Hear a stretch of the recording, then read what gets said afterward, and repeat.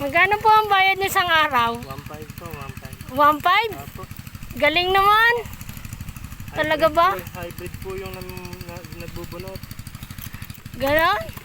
Apo. Hybrid po yung nagbubunot, hindi yung binubunot. Si Piolo Pastol yung nagbubunot dito. Ilan taon na po kayo? 23 po. Napakabata naman. Nag-aaral ka pa ba? Wala na ho pang paaral eh. Kaya Ganon?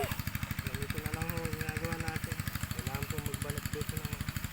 Napakahusay naman po. Tingnan nyo. Bihis na bihis po yung namimitas ng sibuyas na yan. O, tingnan nyo naman. O. Ba't napakakinis ng balat mo pati? Ilang taon ka naman nagbubunot ng sibuyas? Ah. Ba't ganyan kakinis yung balat mo? 15 taon na ho ako.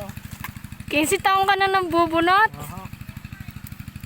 Ba't ganyan yung balat mo? Ang kinis. Alagang ano lang po yan. Alagang onion?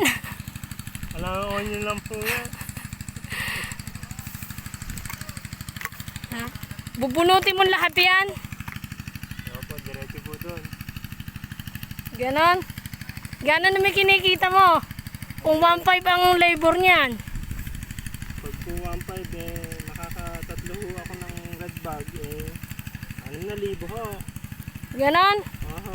Palakas mo palang kumita. Sa pilitan po yun.